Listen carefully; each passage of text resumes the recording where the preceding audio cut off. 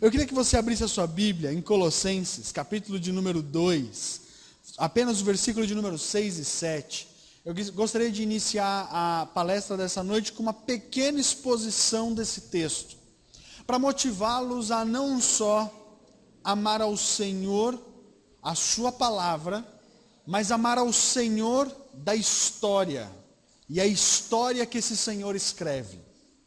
Porque a gente fica muito preso a questões, considerando que nós não deveremos olhar para a história, porque a história pouco importa, que nos vale somente olhar para a Bíblia. Isso, ignorar a história, é ignorar a própria Escritura. Ignorar a reforma protestante é ignorar a própria Escritura. E eu gostaria que vocês olhassem para os versículos 6 e 7 de Colossenses, capítulo de número 2. Diz assim: Ora, como recebestes Cristo Jesus, o Senhor, assim andai nele, e nele radicados e edificados e confirmados na fé, tal como foste instruídos, crescendo em ações de graças. O apóstolo Paulo, quando escreve a carta aos Colossenses, que é chamada de uma carta gêmea, a irmã gêmea da carta aos Colossenses é a carta aos Efésios. Elas são muito semelhantes, elas estão tratando basicamente da mesma temática. E o apóstolo Paulo vem discorrendo na carta aos Colossenses, tratando de uma questão com os irmãos da igreja de Colossos muito importante. Eles estavam inseridos dentro de um contexto grego muito místico. E dentro desse contexto muito místico, havia ali algumas pessoas de origem grega, que não acreditavam que Deus pudesse se encarnar. Porque os gregos consideravam que a matéria, que a humanidade, que o mundo criado, toda a questão material, era corrompida. Alguns dos filósofos costumavam dizer que o mundo criado nada mais era do que o penico dos deuses. Ou seja, toda a questão suja e corrompida era a questão corporal e humana. E que havia uma coisa espiritual acima que era ligada à alma. Então essa dualidade grega dizia que o corpo humano não prestava e que a alma sim era uma coisa que deveria ser cuidada e preservada. E havia pessoas em Colossos que pensavam assim, que estavam no meio da igreja e reforçavam esse ensino dentro da igreja. Nós somos espirituais e devemos cuidar somente do espírito. E toda a espiritualidade, toda a manifestação espiritual é aquilo que mais importa. Até parece algumas das coisas que nós vemos hoje em dia. O apóstolo Paulo, depois de confrontar este ensino, também confrontou o fato de que se a carne não presta, se o mundo criado não presta, e os gregos pensavam assim, os deuses não se misturavam com os homens. As pessoas dentro da igreja cristã, na igreja de Colossos, imaginavam que por causa disso Jesus não era Deus. Porque Deus não poderia se encarnar, já que a matéria e a carne não prestavam. Então para eles Jesus não era Deus de fato. Para eles Jesus era uma espécie de um semideus. Era um anjo um pouquinho diferente. Em grego a palavra usada é demiuro. Por esse motivo é que o apóstolo Paulo, logo na carta aos Colossenses, no início, a partir do versículo de número 13, começa a falar que todas as questões espirituais são afuniladas em Jesus Cristo. E que todas as coisas criadas foram criadas por Jesus Cristo. Tudo que foi feito por meio dele. E nada do que foi feito poderia ter sido feito se não fosse por ele. Logo, Jesus é Deus. Logo, esse homem que esteve aqui é Deus.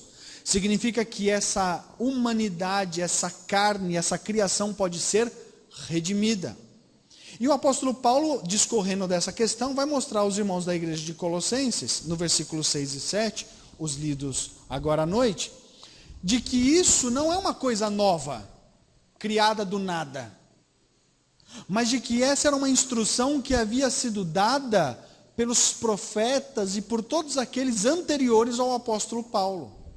Por isso que no versículo de número 6 tem assim: ora, como recebestes Cristo Jesus, o Senhor, assim andai nele. A palavra andai é um verbo. É o primeiro verbo imperativo, como uma ordem, como uma determinação da carta aos Colossenses. Você tem vários verbos anteriores, mas como imperativo, o primeiro é esse. E o verbo imperativo aí, a palavra andai, ou seja, como uma determinação, como uma ordem dada aos discípulos de Jesus Cristo, ela não é só um imperativo, mas o tempo verbal aí é um tempo verbal como um presente contínuo, ou seja, ande agora e ande para sempre. O verbo originalmente quer dizer isso. Depois que o apóstolo Paulo escreve essa ordem inspirada pelo Espírito, ele usa a palavra nele.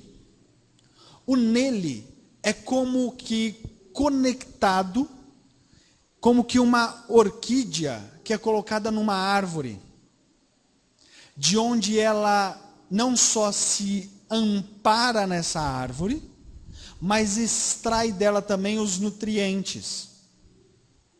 Então, o nele é ande nele, com ele, extraindo dele todos os nutrientes para a sua vida. Agora, o que é interessante é que a palavra recebestes é o apóstolo Paulo dizendo: tudo aquilo que vocês aprenderam com a história, com os profetas, com todos os pais, os patriarcas, com toda a lei, com tudo aquilo que vocês ao longo de toda a história aprenderam. A figura aqui que eu mais gosto de colocar, quando eu explico a palavra recebestes, é a modalidade das Olimpíadas que eu mais gosto. Revezamento 4x100. Porque ela é uma prova de muita técnica. Ela não é só correr, mas é correr no momento certo, recebendo daquele que já está com o que na mão? Com um bastão. E quem está com o bastão tem que estar muito bem sincronizado para entregar para aquele que está na frente no momento certo. E o que está correndo tem que pegar o bastão e continuar correndo. Recebestes é isso. Vocês estão recebendo um bastão do ensino do Senhor ao longo da história. Agora vocês têm que pegar esse bastão e sair correndo. É isso que o apóstolo Paulo está ensinando. Obviamente eu ficaria aqui 40, 50 minutos, que é o tempo de uma pregação, falando somente desses 2 versículos. Mas não é o momento para isso. O que eu quero mostrar a vocês é uma coisa muito simples. Abandonar a história é negar o versículo de número 6. Não olhar para a história nossa, como protestantes que somos, como os descendentes dos profetas e dos apóstolos, de onde toda a nossa doutrina é fundamentada, é ignorar o versículo de número 6 e dizer: o que me importa a história é não receber esse bastão, segurá-lo com toda a força e correr, a fim de entregar para a próxima geração o bastão de toda essa história e de todo esse ensino. Esse ano faremos 500 anos. Todos nós protestantes faremos 500 anos, porque no dia 31 de outubro de 1517, um monge agostiniano alemão chamado Martinho Lutero se irou contra tudo aquilo que ele via de horroroso de todo o cristianismo, foi para a porta de uma igreja e pregou 95 teses. O que esse homem não sabia é que a cada martelada que ele dava naquele prego, o som da batida ecoaria para toda a história. E 500 anos depois, aqui em São Cristóvão, estamos nós aqui reunidos para ouvir um pouco dessa história. E de o quanto ela impacta ainda, e o quanto ela ainda ecoa na história do mundo. É interessante porque a pretensão de Lutero não era essa. Se você ler as 95 teses de Martinho Lutero, você vai falar assim, caramba, Lutero nem discordava de tudo. Lutero está achando até que o Papa era um cara bacana. Porque o próprio Lutero não sabia de coisas que ele só vai saber depois, no momento em que ele escreve as 95 teses. Ele só vai aprender algumas coisas em relação ao Papa depois do dia 31 de outubro de 1517. Aquele monge alemão medroso, bem medroso. Porque Lutero orava todas as noites no seu quarto pelos pecados que cometia durante o dia, com medo de ser tragado e destruído pelo inferno. Conta a história que Lutero uma vez bateu na porta do monge que era o seu superior, porque eles também confessavam, lembram, eram monges católicos, eles confessavam pecados aos seus superiores, para que os seus superiores dessem a eles penitências, para que por essas penitências eles fossem perdoados. Lutero, na madrugada, bateu na porta do monge, que era o seu monge superior, para pedir a ele que permitisse que ele confessasse alguns pecados. A resposta desse monge para Lutero foi, Lutero, por que você não vai cometer um pecado de verdade? Por que você não mata uma pessoa para vir depois aqui me dizer o que você quer? Mas Lutero tinha medo de qualquer pecado pequeno que fosse, não desse ele a condição de ver ao Senhor e passar a eternidade no céu. Esse homem, medroso, se tornou um dos homens mais corajosos da história a pregar as 95 teses na porta da igreja de Wittenberg. E ali começa um movimento muito importante, muito valioso para nós, hoje. Porque Lutero é o primeiro. E a discussão começa a crescer e crescer cada vez mais. A reforma protestante começa a avançar, e eu não vou detalhar toda a história aqui, porque são 500 anos. Né? A não ser que a gente ficasse aqui umas 7 ou 8 horas.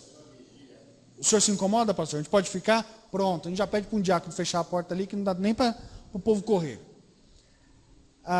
Logo depois, um francês magrelo, fraco, que vivia doente, chamado João Calvino, e eu sei que talvez Calvino nunca foi apresentado a vocês dessa forma, mas Calvino era um homem muito fraco, muito magrelo, ficava muito doente, e por isso que ele morreu tão jovem, com 39 anos, porque ele tinha uma saúde muito fraca e muito frágil. Ele queria ser padre, mas o pai dele não deixou e disse para ele que ele tinha que ser advogado. Então, com seus 20 e poucos anos de idade, ele, submisso à autoridade do pai, fez a faculdade de Direito. Escreveu até um livro sobre o assunto. Mas depois que o seu pai faleceu, agora como um homem independente, ele decidiu estudar teologia. E foi no seu caminho e passou por Genebra. Quando ele chegou em Genebra, ele conheceu um homem chamado Guilherme de Farel.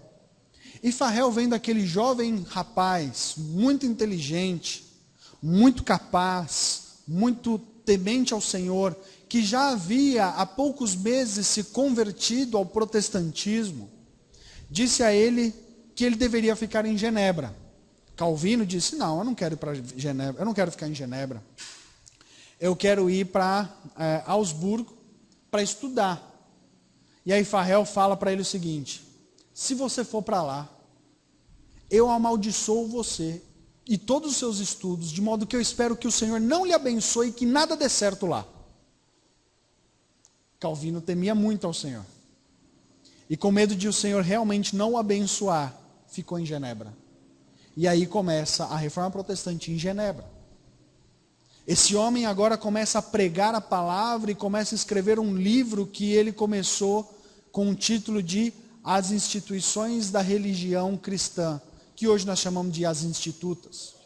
4 livros maravilhosos, difíceis de ler, mas que nos ensina muita coisa sobre quem é Deus, sobre a palavra do Senhor, sobre a nossa salvação, sobre os sacramentos. Um livro maravilhoso, recomendo que vocês leiam. Calvino começa dizendo que o conhecimento do Senhor é como um conhecimento de nós mesmos, que é uma corrente de muitos elos, da onde você não sabe onde começa a primeira e termina a última. O que Calvino está ensinando é que quanto mais você conhece a Deus, mais você vai conhecer na sua alma e mais você deseja servir a esse Deus. Muitas pessoas conhecem Calvino somente como o teólogo que falou sobre predestinação. Mas o capítulo das Institutas em que Calvino fala da predestinação é apenas um capítulo. Mas nas Institutas ele tem um livro inteiro, mais de 300 páginas falando sobre oração. Poucas pessoas sabem que Calvino é um dos homens da história que mais escreveu sobre oração. Isso é realmente uma pena. Depois de Calvino, veio um escocês, muito marrento, chamado John Knox. John Knox veio para Genebra estudar com Calvino e depois voltar para o seu país. E no seu país enfrentar a rainha Maria de Tudor, conhecida gentilmente como Maria Sanguinária, porque ela mandava matar todos os protestantes. Maria Sanguinária esteve várias vezes frente a frente com John Knox. E ele, como um homem bem marrento que era, como um homem retado que era, por várias vezes disse que ela não era superior ao Senhor e ao Deus da palavra. Conta a história que certa vez John Knox se reuniu com os presbíteros e estava orando antes de começar o culto. Essa era uma prática muito comum deles. E de repente Maria Sanguinária, a própria rainha, entra no templo para se sentar ali e ouvir a pregação de John Knox. E o diácono vem correndo e vem falar para ele assim: pastor, a rainha está aí. A rainha está no templo? Perguntou John Knox. E a resposta foi sim. Então diga a ela que Deus está no templo. Cabra marrento, né? A mulher é chamada de Maria Sanguinária por mandar matar os protestantes, e ele, por causa da palavra do Senhor, não temia homem nenhum, a não ser o próprio Senhor. Por causa de John Knox, é que nós podemos dizer que nós somos presbiterianos. Porque o presbiterianismo começa com esse homem. Porque Lutero não tinha condições de fazer isso somente em Wittenberg. Calvino não conseguiria mostrar que o presbiterianismo é um modelo bíblico somente em Genebra, porque Genebra era muito pequena. Mas John Knox tinha a Escócia inteira para mostrar o sistema presbiteriano e o quanto ele é bíblico. Então, se você é presbiteriano, você deveria saber quem é John Knox e o quanto esse homem foi importante para nós. Por causa de John Knox na Escócia, o protestantismo se espalha para a Inglaterra, a maior potência da época. Se espalha para o país de Gales, para a Irlanda. Chegando na Inglaterra, o protestantismo cresce a ponto de ter alguns reis protestantes. E alguns desses reis, com o passar do tempo, começaram também a modificar o protestantismo e mudar algumas coisas relacionadas às escrituras. E aí nós temos na história o famoso anglicanismo. Quem aqui assistiu o casamento do príncipe William e da princesa Kate? Ah, meninas, vocês assistiram, que eu sei. Pode levantar a mão, isso. Eu sei que vocês acharam lindo. Ai, ele é um príncipe tão bonito. Ai, que legal, ela é uma princesa, porque hoje em dia não tem mais príncipe e princesa. Eu sei que vocês acharam bonito. E quem assistiu viu que ele se casou na abadia de Westminster, porque a abadia de Westminster é a abadia anglicana, religião oficial da coroa inglesa. Mas o anglicanismo, ele é um protestantismo muito parecido com o catolicismo. O anglicanismo é um protestantismo que não deu certo. E porque ele é um protestantismo que não deu certo, é que 121 homens a partir do ano de 1642, se reuniram na abadia de Westminster para começar a escrever ali 5 documentos. O mais conhecido, a Confissão de Fé de Westminster.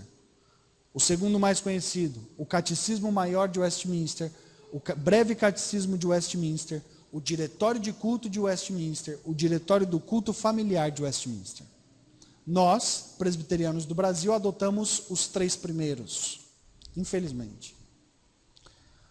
O protestantismo começa a crescer e a perseguição também. Poucos anos depois, por volta quase do ano de 1650, a perseguição com os cristãos aumenta de tal forma que 2.000 pastores puritanos ingleses, dentre os quais alguns que escreveram os símbolos de fé de Westminster, foram expulsos da Inglaterra. Sabe onde algum deles foram parar? Nos Estados Unidos. Na Nova Inglaterra. E na Nova Inglaterra eles começam ali um país protestante. Um país cristão, com os valores bíblicos e considerando que a Escritura é a única regra de fé e prática. Assim começa os Estados Unidos da América. Muito tempo passa. E mais uma vez, se você ler o livro de Juízes, você vai ver que essa é uma coisa cíclica. Você vê que o protestantismo começa a ter um declínio muito grande. E esse declínio muito grande, enfraquecendo então o protestantismo, faz com que comece a surgir no meio da igreja algumas coisas muito estranhas. Levantam-se homens como Jonathan Edwards, levantam-se homens como George Whitefield, até mesmo o pastor John Wesley, que não era um calvinista de convicção, mas era um homem muito crente, um homem muito valioso para a história. E aí nós temos um grande despertamento do evangelicalismo nos Estados Unidos. O evangelho cresce cada vez mais na América do Norte. As coisas não vão indo das melhores formas. Tem então homens como Charles Finney. Depois você procura na internet Charles Finney. Se você vê a foto de Charles Finney, você certamente fica umas 2 noites sem dormir, porque o homem feio. Mas muito feio. É verdade. Eu sei que às vezes a gente brinca e fala, fulano é feio, mas não.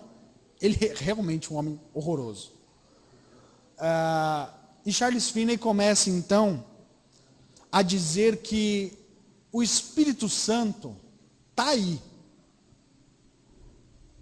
E que o homem pode resistir à ação do Espírito.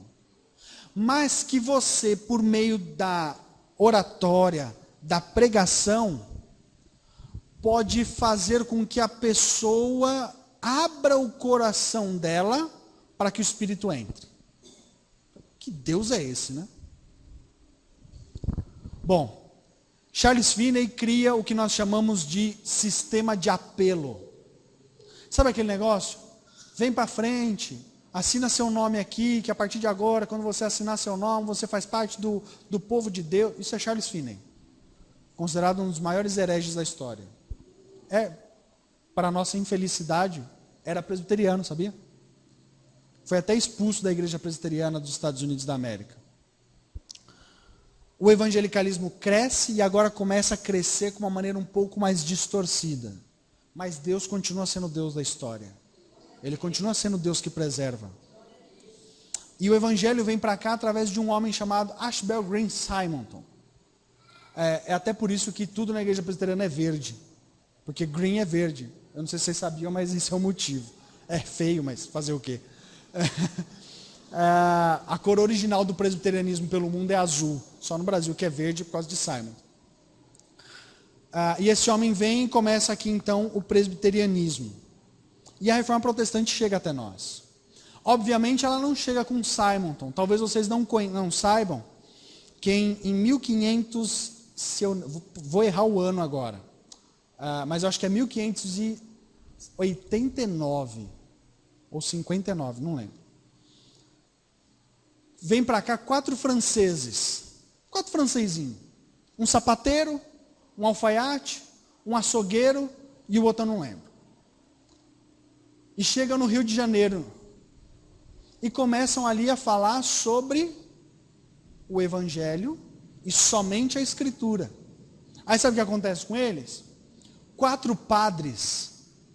Um padre pega eles, prende esses 4 homens, um consegue fugir, vem parar aqui na Bahia,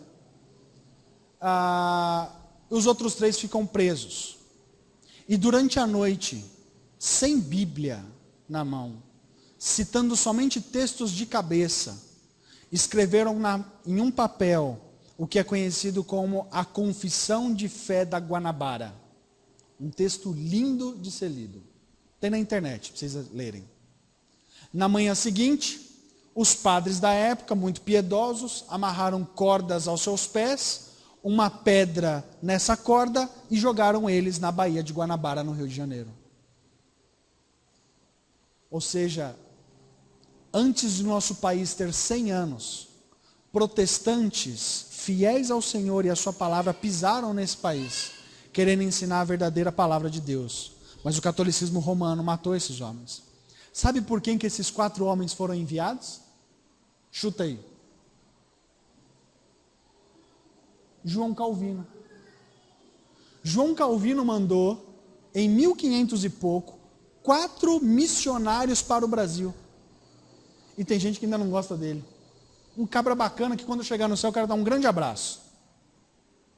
Mas foram mortos. O que fugiu veio parar aqui na Bahia, e parou aqui no sul da Bahia, e quando ele chegou aqui no sul da Bahia, ele foi preso por Mendes Sá. Aí sabe o que Mendes Sá mandou fazer? Mandou ele para Santos, em São Paulo. Aí quando chegou em Santos, em São Paulo, ele recebeu a execução da sua pena, que era ser morto. Aí o que fizeram? Amarraram uma pedra no tornozelo dele e jogaram ele na água? Não. Não tem lugar para afogar esse homem. Vamos matar ele enforcado. Aí, penduraram ele na forca. E você sabe como que morre em forca? Tem gente que acha que morre... a maneira inicial de se morrer na forca é asfixia, não é não. A maneira inicial de se morrer na forca é pescoço quebrado. Jean de Bordeaux, esse francês que fugiu, foi pendurado na forca e quando soltaram ele, ele não quebrou o pescoço. Aí começou a ficar preso lá e não morria. Aí o que um padre muito piedoso fez por ele? Se pendurou no corpo dele para ele morrer mais rápido. Sabe qual que é o nome desse padre? José de Anchieta. Interessante. Como a nossa história está muito amarrada à história do nosso país e a gente nem sabe. Por que essas coisas são importantes? Porque se a gente não conhece a nossa história, a gente deixa de passar para frente, para a geração seguinte, aquilo que é nosso. E aí a gente fica só dando valor às coisas geográficas. Aí a gente fala assim, porque a Amazônia é o pulmão do mundo, a Amazônia é nossa. Porque o nosso país é um país lindo, de uma beleza continental. Todas essas coisas são coisas maravilhosas, mas nada disso tem envolvimento nosso. Tudo isso é bênção dada por Deus. Mas a história tem envolvimento nosso. Quando a gente ouve a história de que esses homens morreram, isso deveria doer em nós, de saber que esses nossos irmãos foram mortos nesse país por causa do Evangelho. Esse país poderia ter começado de uma maneira maravilhosa. Porque aqui em Recife, os holandeses que invadiram Recife, vocês devem conhecer a história, não é? Da invasão holandesa. Vocês conhecem a história da invasão holandesa em Recife? Conhecem, né? Pelo menos um pouco, nem que for por cima. Todos esses holandeses eram protestantes. Todos. Lembram dos cânones de Dort, ou sínodo de Dort, aonde ficou conhecido como o sínodo que escreveu os 5 pontos do calvinismo? é na Holanda. Esses mesmos holandeses dessa época foram os que vieram para cá, na Recife. Eles invadiram Recife, viveram em Recife, na região Nordeste, por um tempo. Depois, o que o catolicismo romano fez? Guerreou contra eles e expulsou todo mundo. Destruiu todas as igrejas protestantes e construiu o quê? Um monte de igreja católica. Quando você vai em Recife, você só visita o quê? Não é? Você sai de uma igreja católica para ir em outra, para ir em outra, para ir em outra, para ir em outra. O caminho turístico de Recife é andar por dentro de igreja católica. Por quê? Porque eles destruíram as igrejas protestantes para construir igrejas católicas. A nossa história é uma história muito valiosa. E toda essa introdução é para mostrar para vocês que tudo isso começou simplesmente porque na história alguns homens queriam reforçar 5 coisas. Somente as conhecidas 5 solas da reforma. Somente a Escritura, somente a graça, somente a fé, somente Cristo, somente a glória de Deus. Sola Escritura, sola gratia, sola fide, solus Christus, soli Deo gloria. Essas 5 solas determinam a nossa maneira de pensar em relação a Deus. Porque o que nós temos, quando nós falamos somente a Escritura, é de que não existe nada, a não ser o livro que vocês têm na mão, que seja necessário para a vida do homem no serviço ao Senhor. Não é necessário mais nada. Não é necessário nenhuma nova revelação, não é necessário nenhuma nova mensagem, é somente a Escritura. Tudo que o homem precisa saber para a salvação e para a condução da sua vida cristã está na mão de vocês. Não precisa de mais nada. Isso não é bom demais? Isso não é tranquilizador? Esse também é um dos motivos que nós deveríamos dar um passo para trás quando alguém vem dizer para você, ó, tem uma revelação nova para você. Você, opa, nova? Então, tem 2 opções. Quais são as opções? Ou ignorar, ou perguntar, é revelação mesmo? É de Deus? É. Então faz o seguinte, escreve num papel e adiciona aos 66 livros. Porque se é de Deus, é palavra de Deus e é revelação, tem que entrar aí. Alguém que vem dizer isso para você fala, não, beleza, peraí que eu vou escrever, a gente já adiciona. Fala, não, é um negócio meio diferente. E é importante isso ser dito porque a Reforma Protestante lutou contra isso. A Reforma Protestante fez homens morrerem por causa da Escritura. Sabe por que um homem chamado John Hus morreu? John Hus morreu antes de Martinho Lutero, uns 100 anos, 120 anos antes de Martinho Lutero. Sabe por que esse homem morreu? Porque ele pegou a Bíblia que estava escrita em latim, que só os padres podiam ler, e traduziu para o inglês. Ah, é? Você traduziu a Bíblia do latim para o inglês? Vai morrer. E morreu, queimado na fogueira. Só por causa disso.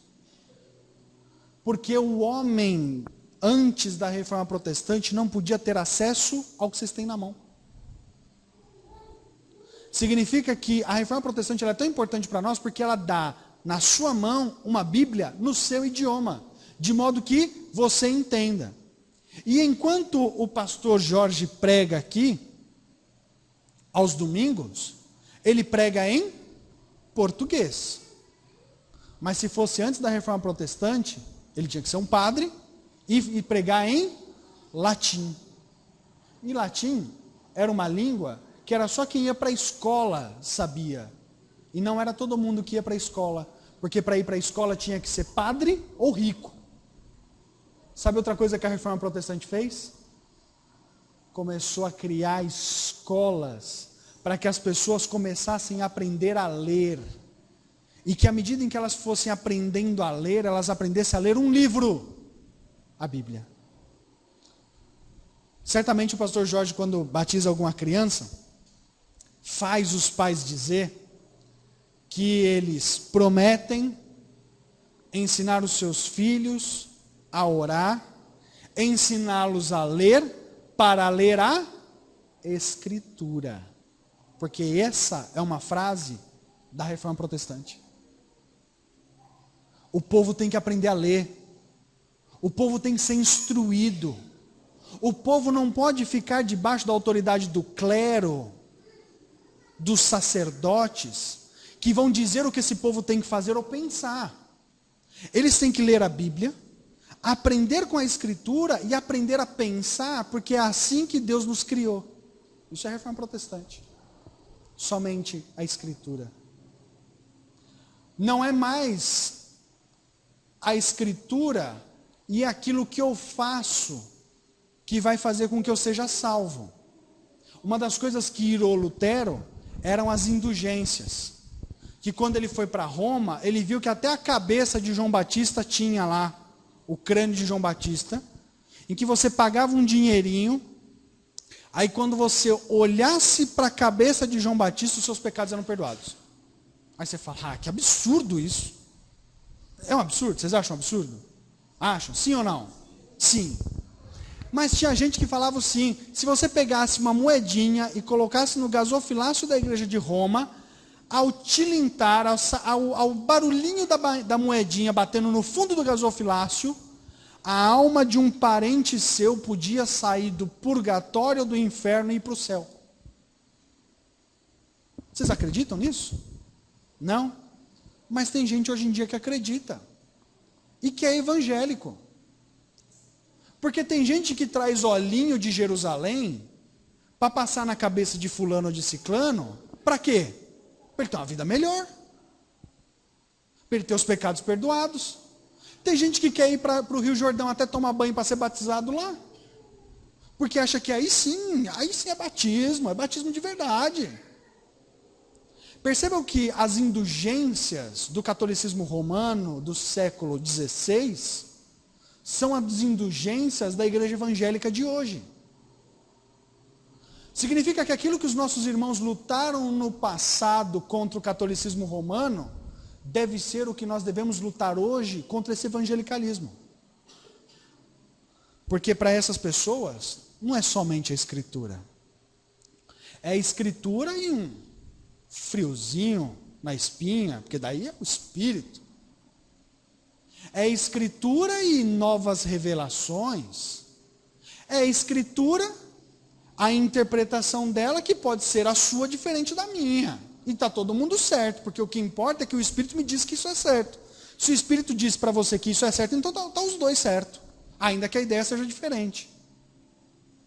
Não é mais somente a Escritura. É a Escritura e o que eu acho. Mas isso também tem a ver com um fato na história. Um alemão começou a Reforma Protestante na Alemanha. Um outro alemão começou a destruir a Reforma Protestante também na Alemanha, chamado Friedrich Schleiermacher, que começou a dizer que os milagres da Bíblia não são bem milagres. Que Jesus não ressuscitou fisicamente, ele ressuscitou em nossos corações para nos dar uma lição de amor. E que quando eu olho para um texto da Escritura, aquilo que eu interpreto é a minha interpretação na minha comunicação com o Espírito Santo, que necessariamente não precisa ser igual à sua. O que você acabou de fazer? Relativizar. E isso começou a crescer. O evangelicalismo de hoje, principalmente o pentecostalismo e o neopentecostalismo, vem desse liberalismo teológico do século 18, 19. Em que agora, eu não vou dizer que Jesus andou por sobre as águas. Por quê? Porque não é possível ninguém andar por sobre as águas. Fisicamente não é. A ciência prova que não é possível. Se a ciência prova que não é possível Jesus andar por sobre as águas, então a Bíblia está mostrando isso daí apenas como uma figura ilustrativa. Para me dar uma lição de amor, de cuidado. E aí agora a gente vive no evangelho dos ursinhos carinhosos. Quem aqui tem 30 anos? Pronto, então vocês sabem o que eu estou falando. Quem aqui tem menos que 30? Ah, nossa, bando de jovenzinho. Ah. Sabe os ursinhos carinhosos? Vocês sabem o que é? Os ursinhos carinhosos é aqueles que viviam nas nuvenzinhas, aí eles tudo coloridinho, aí para lutar contra o mal, das suas barriguinhas, saía uma luzinha que se juntava e assim eles venciam o mal. Esse evangelho de hoje é o evangelho dos ursinhos carinhosos. É o evangelho de tamo junto, tudo é amor, a gente se junta contra o mal. Por quê? Porque relativizaram a interpretação das Escrituras. Exatamente porque relativizaram a interpretação das Escrituras, ou seja, não importa o que o apóstolo Paulo disse. Por quê? Porque ele viveu em outra época. É outro contexto. Ah, não. Você pode ver o texto de Coríntios aí. Ah, não, porque esse daí é o contexto de Coríntios, aquela época machista, em que os homens mandavam nas mulheres, as mulheres não tinham voz. Aí o que você faz? Você acabou de relativizar o contexto cultural. Aí você fala, tá vendo? Aí eu não posso pegar essa interpretação dessa época e aplicar hoje. Por quê? Porque a época mudou. Então a gente tem que fazer o quê? Contemporaneizar o quê? A interpretação. Isso se chama desconstrucionismo, criado por Jacques Derrida, um francês. Em que eu vou fazendo o quê? Eu desconstruo, o autor não me importa. Não me importa quem é o autor, porque o autor sou eu quando eu leio. Isso é o que o desconstrucionismo ensina. Quem aqui faz faculdade de letras? Xi! Não vai falar para mim que é federal. Misericórdia.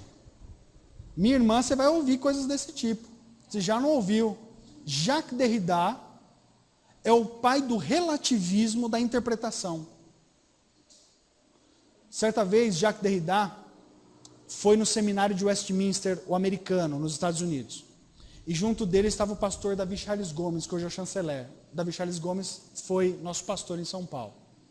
E o Davi contando que ele é tão arrogante que ele não dá uma palestra. Ele senta e põe os alunos dele para dar palestra no lugar dele.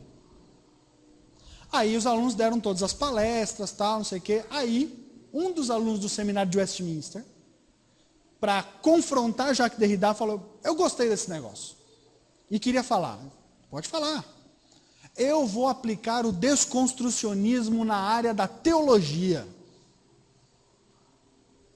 Uma das poucas vezes em que Jacques Derrida falou, foi virar para esse rapaz e falar assim, eu não criei essa teoria para ser aplicada em teologia.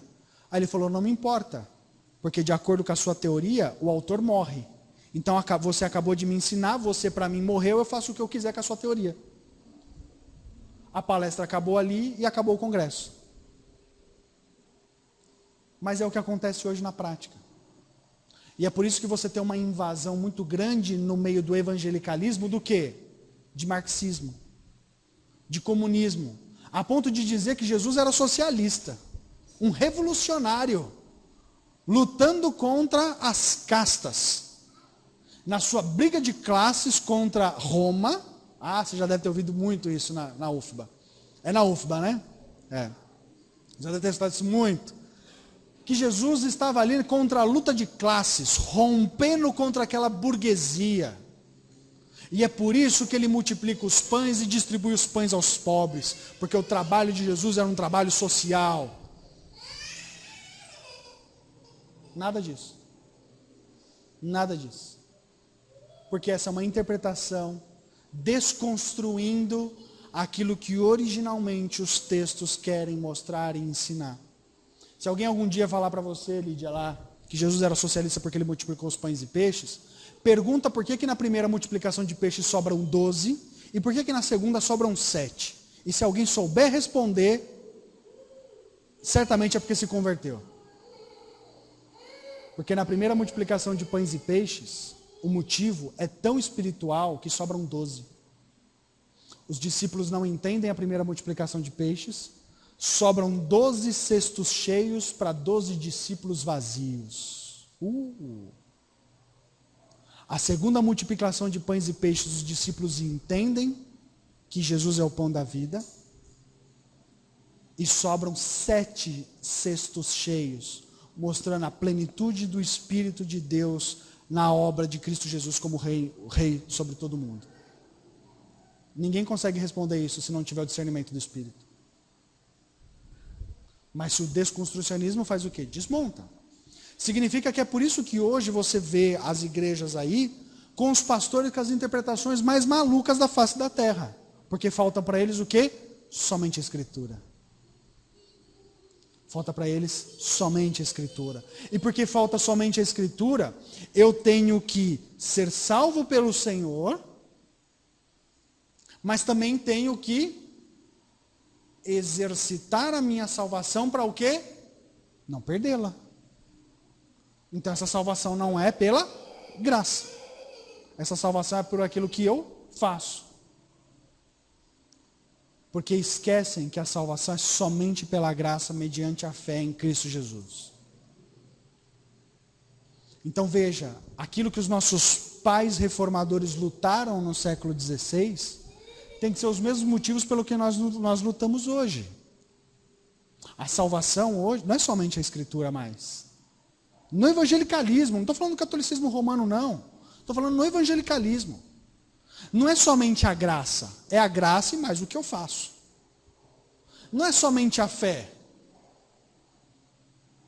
Eu tenho que crer em Deus, mas também tenho que fazer alguma coisa. Não é somente Cristo, porque quando não é a graça e a fé somente, é Cristo e você. Você precisa de Jesus Cristo e de você fazendo alguma outra coisa, porque as obras de Cristo não foram suficientes para aplicar a salvação em você. E aí, as coisas não são mais só pela glória de Deus. Porque afinal, você quer a salvação. Então é para a glória de Deus e a sua glória na linha de chegada. Quando você perde somente a Escritura, todo o resto cai. Perceba que o fato de desconstruírem a Escritura hoje, todo o restante se esfarela, se desmancha, cai feito pó. Lutero lutou contra a igreja romanista, ou os papistas. E o que nós devemos fazer hoje? Lutar contra esse evangelicalismo, que não é evangelicalismo coisa nenhuma. Alguns de vocês já não se sentiu constrangido de que a pessoa pergunta assim, legal, tal. Você frequenta alguma igreja? Você fala, sim, eu sou evangélico. Você fala assim na boa? Fala. Não, né? Por quê? Porque você já fica com medo do quê? Da associação. Você fala assim, eu sou evangélico. Aí o que você já faz para dar uma complicada? Que eu sou presbiteriano. Aí a pessoa já nem consegue falar, a conversa já acaba aí. Não é? Presbi o quê? Né? Como é que é? Eu não consigo nem falar do jeito que eles falam. É prebisteriano. Prebisteriano. Você é prebisteriano? Aí você, não, presbiteriano. Ah, sim. Uma das coisas mais difíceis é perguntar a igreja presbiteriana. A primeira vez que eu vim aqui, da outra vez que eu preguei, falaram para mim assim, é perto de uma igreja católica. Eu mandei até mensagem para a Lídia, eu falei, Lídia, eu estou perdido aqui. Aí eu falei assim, bom, isso já aconteceu comigo em São Paulo também. Eu falei, eu vou me aventurar e vou perguntar se alguém sabe onde tem uma igreja presbiteriana, não é? Aí você desce o vidro do carro com toda a educação, boa noite, tudo bem, tudo bem. Rapaz, eu estou procurando uma igreja presbiteriana. Aí eu já esperava, o quê? Aí o senhor falou assim, é ali. Eu sou crente há 6 anos. Quando eu me informo com alguém, ninguém nunca sabe o que é. Foi a primeira vez que alguém me deu a resposta. Não, é ali. A igreja presbiteriana é ali. Eu sabia até falar o nome. Ele era de uma outra igreja evangélica. Ele estava indo para a igreja dele. Mas é raro. Porque as pessoas não sabem, não conhecem. Quando a gente se apresenta, o que a gente fala? Eu sou evangélico. Aí você já começa a dar um monte de desculpa, né? Não por sua causa, mas por causa dos outros. Mas não sou dessas igrejas, não. Não é? Vocês se apresentam assim que eu sei. Eu também faço isso. Não é dessas igrejas não, que fica aí só pedindo dinheiro, que tem os caras que balançam o terno, cai gente, que fica a gente andando e tocando chofar antes de começar o culto, que vem gente com a Arca da Aliança. Não, só dessas igrejas não. Nossa igreja é normalzinha. Não é assim que você fala? Não, nós temos uma igreja normal. Não tem nada disso. Por quê? Porque hoje em dia ser evangélico é uma das coisas mais ruins que tem. Nosso país hoje, dizem as pesquisas aí, que hoje o nosso país é 70%, 80% evangélico. Esses, estamos mal. Você vê o quê? Você vê numa mistura cada vez mais do evangelho, aquilo que tem mais de corrupto. Maria, aquilo que tem mais de corrupto. É pastor que ganha dinheiro. É pastor que... dizem que quando a gente fala da heresia, a gente tem que dar o nome do herege direto, assim, para não ter dúvida. Eu sou de São Paulo. E estudava no Senai em Santo Amaro. O Senai de Santo Amaro que eu estudava e depois eu me tornei professor, é bem próximo da antiga sede da Igreja Universal, que ficava na Avenida João Dias. Você sabe como que é conhecida no bairro a Igreja Universal, lá da Avenida João Dias? Casa da Moeda. Encostam 2 carros fortes por dia lá. Isso é verdade. Tamanho volume de dinheiro que eles giram e manipulam. Agora que está no templo, no centro de São Paulo, horrores de dinheiro que rola lá. Mas você veja, quando fala de evangélico, a primeira associação é com eles, que não são evangélicos. Não estou dizendo que não tem pessoas que pela misericórdia do Senhor não são salvas. As pessoas, pela misericórdia de Deus, podem ser salvas. Mas que esses homens vão responder diante do Senhor por tudo o que fazem, isso vão. Não tenho dúvida. Não tenho dúvida. Mas que Deus, pela sua misericórdia, salva pessoas que estão lá, salvam. Sabe por quê? Por causa da segunda carta de Pedro. O que deveria fazer a gente morrer de vergonha, não é? São as pedras clamando. É Deus usando a boca de homens maus, por causa dos seus eleitos, porque nós não proclamamos o evangelho como deveria. Sabe por que Deus salva pessoas na Igreja Universal, apesar desses homens? Porque você e eu somos negligentes na pregação do evangelho. Essa é a realidade. Se houvesse em nós o ânimo de Lutero para confrontar essas coisas, eu não tenho dúvida de que o Senhor usaria a boca dos seus para salvar os seus, e não a boca desses homens imundos para salvar os seus. Deus já usou uma mula, não vai usar outras? Claro que vai. Mas o grande problema é que nós somos negligentes. Nós somos negligentes, sim. Sabe o que a gente faz? A gente ignora a história. A gente vive um evangelho fechadinho, só nós. Bem fechadinho. Sabe uma das coisas mais interessantes da Igreja Católica Romana? Essa igreja que tem aqui do ladinho, ela é chamada como? Mas ela deve ter um outro nome popular. Igreja Matriz. Matriz do quê? Sabe o que o catolicismo romano fazia? Aonde tivesse uma população, eles faziam uma igreja no meio. Por isso que ela é matriz. Porque ela é referência. Tudo cresce a partir dela. Sabe o que a gente faz? Com todo o perdão que eu posso pedir a vocês, a gente monta uma igreja no finalzinho da rua, no canto.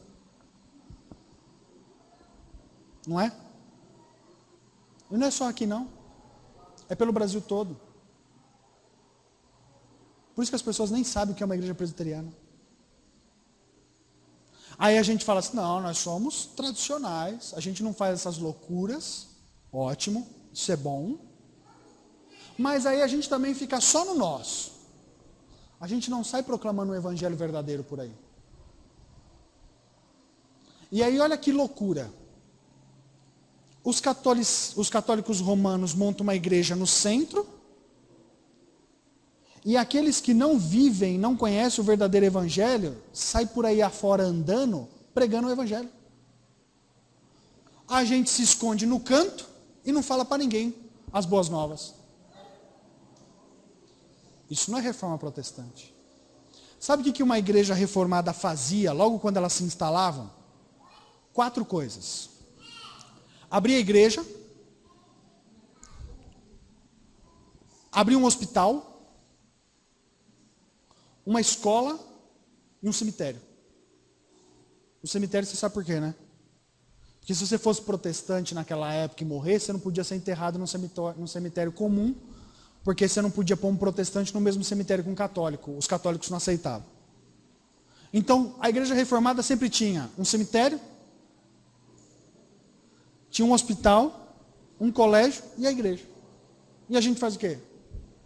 Nada. Nada. A gente fica aqui, de boa. E se alguém achar a gente, a porta aí está aberta, a gente fala do evangelho. Talvez nem isso. Isso não é reforma protestante. Isso não é aprender com a história. Muita gente fala mal de João Calvino, mas não sabe que João Calvino, na sua cidade, tinha um projeto social em que os diáconos iam para as casas das pessoas, bater na porta e falar: você está precisando de comer, do que para comer? Ah, aqui não tem isso. Pode deixar, a nossa igreja vai vir aqui servir vocês. E eu gostaria também de entregar para você uma Bíblia no idioma seu. Ah, eu não sei ler. Vai lá para a nossa escola para você estudar lá. Pra você aprender a ler. Ou eu vou lá. Aí ia lá aprender a ler. Quando aprendi a ler, lia a Bíblia. E quando lia a Bíblia, falava: peraí, aquilo que eu aprendi não é verdade. Peraí, a nossa igreja... Havia projeto social na igreja em Genebra? Opa! Gigantesco. O projeto social era tão grande que vinha gente de outros países ficar em Genebra e a igreja conseguia manter e cuidar de todas as pessoas. Numa época de guerra, viu? Numa época de guerra. Numa época em que os reis ingleses, franceses, escoceses ficavam lá em pé de guerra para ver quem assumia o reinado principal na Europa. A igreja lá no meio da guerra. Mas o que a gente faz hoje? Nada. Malemar um videozinho no YouTube. Mas bem meia boca. Uma postagenzinha no Facebook, quem sabe. Agora, proclamar o verdadeiro evangelho é uma obrigação daqueles que realmente herdam, são herança da igreja reformada. A reforma protestante deu a nós liberdade de culto. Isso é maravilhoso, porque enquanto eu falo aqui, não tem ninguém com uma arma ali me esperando. A não ser que seja bandido. Deu a nós, a reforma protestante deu o sacerdócio universal dos crentes. O que permite eu e você, no momento da ceia, comer pão e tomar vinho. Porque senão vocês só comeriam pão e todo o vinho seria o pastor Jorge. Vinho é bom. Mas o vinho do sacramento é melhor ainda. E fazendo uma propaganda, se você não sabe bem, houve uma pregação no YouTube de um carinha chamado Fernando Vargas, que lá ele explica por quê.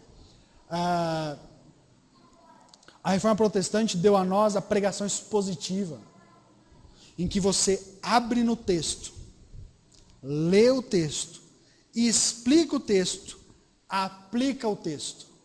Tudo tem a ver com a palavra. Não é o que eu acho, não é o que sai da minha cabeça, não é o que eu fico falando aqui em latim sem vocês entenderem nada. A reforma protestante deu a nós uma Bíblia no nosso idioma. Por isso que você pode ler uma Bíblia em português. Por isso que se você for entre os índios tupi-guaranis, tem uma Bíblia em guarani. E em muitos outros idiomas espalhados pelo mundo afora. A reforma protestante deu a nós liberdade econômica. Opa, vai falar de política agora? Vai falar de economia? Vocês sabiam que se não fosse a reforma protestante, não existiria liberdade econômica? Negociação entre mercados de outros países? De que eles quebraram esse paradigma de que era só a igreja e a coroa que podia fazer tratativas econômicas? Se não tivesse reforma protestante, certamente não teria tido revolução industrial. Porque só a liberdade de um país protestante causou a revolução industrial. Em países, é só você comparar. Quais são os países mais ricos do mundo? Com exceção do Japão, e o motivo é outro. Mas hoje as principais potências do mundo, um dia foram exclusivamente protestantes. A própria Alemanha, os Estados Unidos, não começou com o puritanismo? E a liberdade educacional, intelectual, quantos protestantes tem na história do mundo grandes cientistas, prêmio Nobel? Muitíssimos. Aliás, Isaac Newton, René Descartes, que não era crente, não era protestante nem católico, não era nada, era um ateu, só conseguiu desenvolver o seu pensamento, tanto filosófico quanto o matemático, no seu livro Discurso sobre o Método, porque a rainha da Suécia, que era protestante, protegeu ele. Porque o catolicismo romano queria matá-lo, e matou, decapitou. E espalhou partes do seu corpo pela Europa, pela França, para mostrar que ele não deveria se rebelar daquela forma. Ok? Então o protestantismo ajudou do ponto de vista educacional. E ainda mais com o cuidado da comunidade. Ação social, cuidado do povo, cuidado com a saúde, cuidado com o alimento, com a vestimenta. Bom, se essa é a nossa história, o que sobrou para nós hoje? Tudo isso. O que nós fazemos hoje? Nada disso. Quais são as influências da reforma protestante no mundo de hoje? Muitas delas estão ligadas à liberdade. E o que a igreja faz em relação a isso? Nada.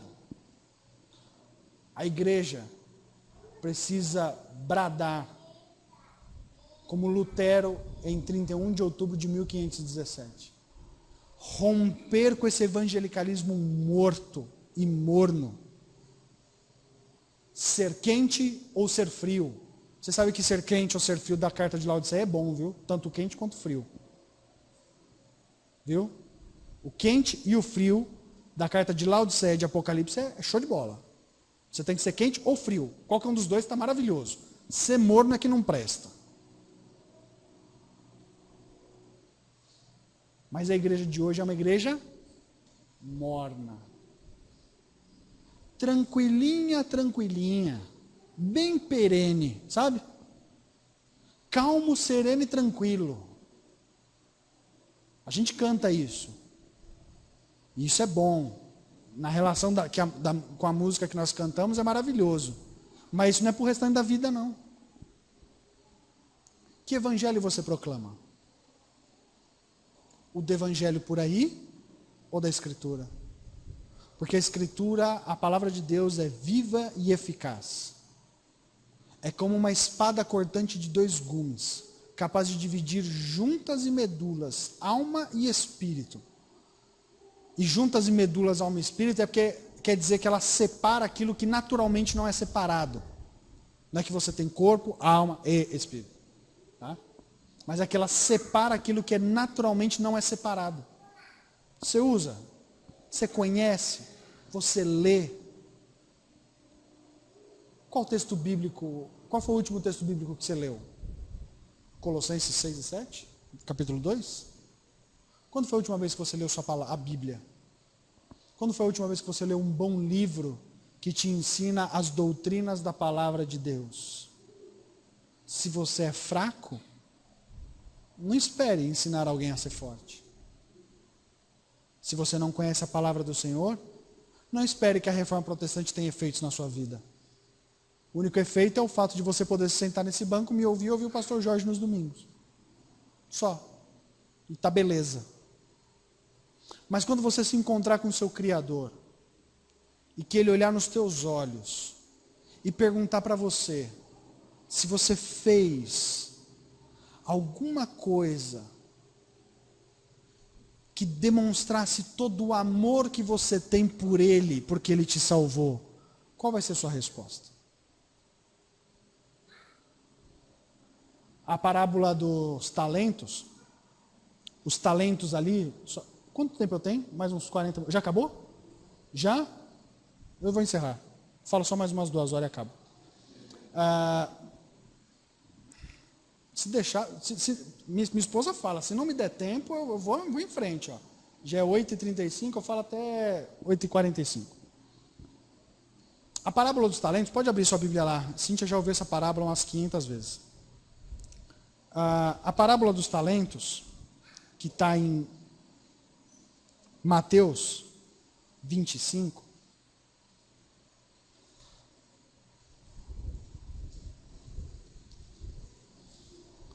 Mateus 25. Peraí que agora travou tudo.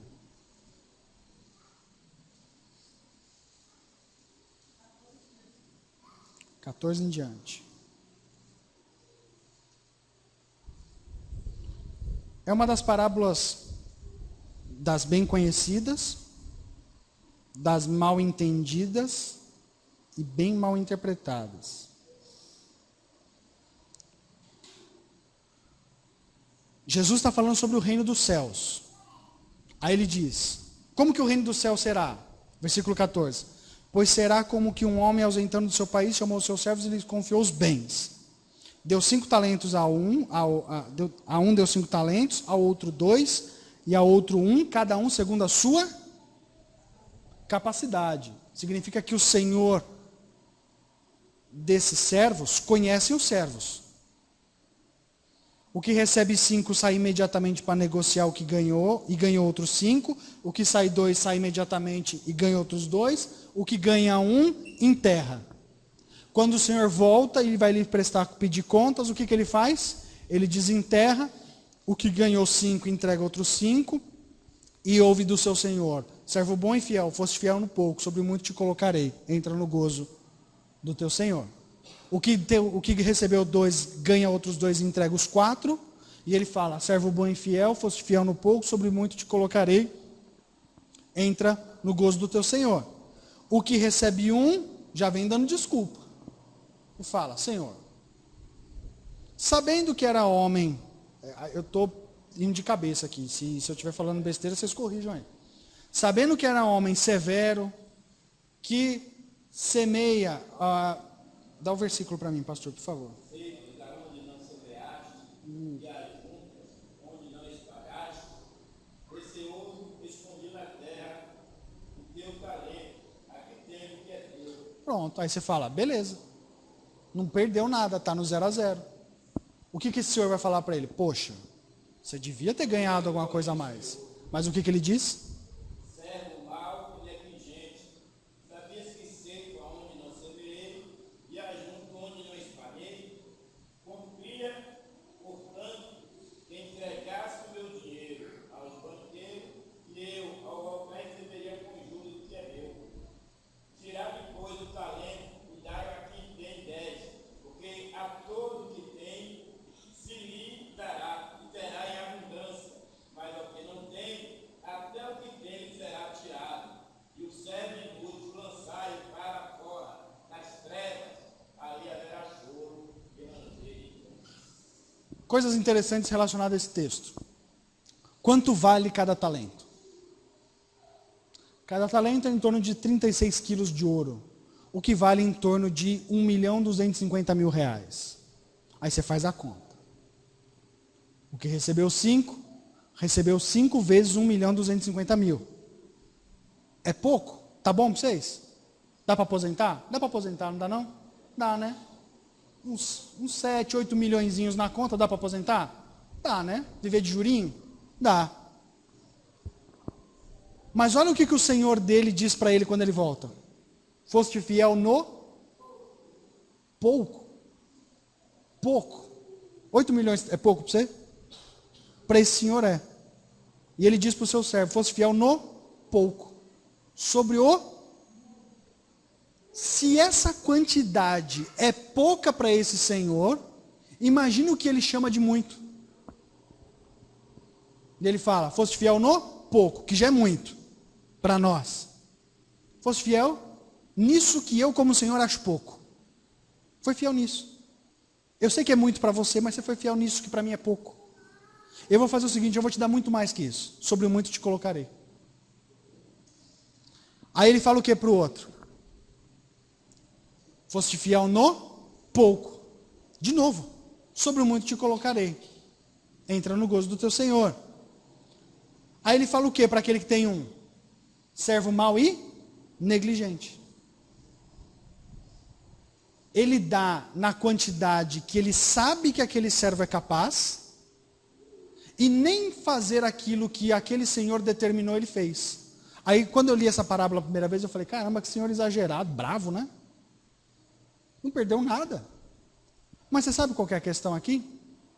O não cumprimento de uma ordem. A ordem não era enterrar o dinheiro. Tanto eles, os homens que estão recebendo o dinheiro sabem da ordem, que os que recebem o 5 e o 4, o 2, saem imediatamente. E o outro? Não. O outro é vida mansa. O outro está deitado eternamente em berço esplêndido, ao som do mar e à luz do céu profundo. Aí quando esse senhor volta, ele diz o quê? Ah, tudo bem, você não perdeu nada. Tá bom. Ainda bem que você não perdeu. Ele diz não. O que esse servo está dizendo para esse senhor é o seguinte: o senhor não sabe escolher as coisas. Porque se o senhor soubesse, o senhor não me dava isso. É uma ofensa a esse senhor não fazer o que ele mandou. Ofensa de tal tamanho, a ponto de chamar ele de inútil, negligente, e de dar a ele a punição que somente uma negligência merece. Não estou dizendo que ele perdeu a salvação não, viu? Que ele já não tinha. Só estou dizendo o quê? De que nós recebemos do Senhor bênçãos maravilhosas. E se nós somos servos de fato, que amamos e queremos servir a esse Senhor, temos que sair imediatamente. Mas se você não fizer nada, não tem problema, você já não é salvo mesmo. Você só é um servo negligente. No último dia, ele vai prestar contas com você e você vai receber aquilo que você merece. Nada. Aliás, até o que tem seu vai ser tirado. Percebeu? Finalzinho. O pastor Jorge leu, versículo 28. Tirai, pois, o talento e dai o que tem 10. Oxe, quem tem 10 aqui nessa história? Quem tem 10 é aquele que tinha 5, que agora tem mais 5. Peraí, deixa eu entender aqui. Esse senhor não pegou de volta para ele? Ele deu para o servo. É isso mesmo. O que tinha 5 ganhou mais 5, ficou com os 10. Mas como submisso servo que era, obedeceu ao seu senhor, sem ficar na expectativa de vou fazer para ganhar alguma coisa. Ele simplesmente fez. Quem é você nessa parábola? Quem é você nessa história? Quem é você na história da reforma protestante? Mais um negligente? Mais um evangélico? Ou a reforma protestante mexe com você de tal forma a você lutar pela Escritura e pelas verdades da Escritura? A reforma protestante tem que ter efeitos na sua vida hoje. Cada martelada, Maria, cada martelada de Martinho Lutero tem que ecoar na sua cabeça ainda hoje. Porque se ela não ecoar na sua cabeça ainda hoje, é porque então você é certamente um servo inútil. E é por isso que você continua deitado em berço esplêndido. Vamos orar? Bondoso Deus, Deus da história, Deus maravilhoso. Sabemos, ó Pai querido, que o teu cuidado como um Deus providente sustenta toda a história do mundo. Não só a história da redenção, que nos é valiosa, preciosa, e para nós o caminho a seguir. Mas a história de que o Senhor preserva a tua igreja durante esses 2017 anos. E que no cuidado que tem para com a tua igreja, em 1517 levantou um homem, pelo qual nós agradecemos ao Senhor, ó Pai querido, pela vida deste homem. Mas que os efeitos da reforma protestante, ó Pai querido, que foram abandonados pelo evangelho de hoje, sejam relembrados, sejam desejados de ser vistos e vividos hoje. Que desejemos, ó Pai querido, uma reforma no Evangelho de hoje, uma reforma na nossa igreja, uma reforma em nós. De modo, Senhor Deus, que possamos viver somente com a Escritura, pela graça, pela fé em Cristo, para a glória do Teu nome. E que esses somentes nos impulsione, Senhor Deus, a mudar este mundo, a fazer uma reforma cultural. Que não possamos mais ser encharcados com o marxismo, com o comunismo, com todas as ideologias, ó Pai querido, que confrontam e que vão contra a Tua palavra, mas que possamos viver uma vida bíblica, fiel à Tua palavra, desejando servir, ó Pai querido, ao Senhor e servir ao nosso próximo, com todo o amor que possamos ter ao Senhor, ó Pai. E que se esse amor não for evidenciado ao nosso próximo, é a prova, ó Pai querido, de que não estamos amando a Ti. Por isso pedimos perdão a Ti. Perdão, Pai querido, pela nossa negligência. E que a partir de agora, os nossos olhos, a nossa carne, o nosso corpo deseja servir ao Senhor com todo o coração. E que a igreja reformada sempre se reforme, porque o Senhor é aquele que reforma a igreja e reforma os nossos corações. Pedimos isso não no nosso nome, não no nome de irmãos do passado, não no nome dos nossos irmãos reformadores, mas no nome daquele que é o único Senhor sobre as nossas vidas, somente Jesus Cristo, no nome dele em que oramos. Amém.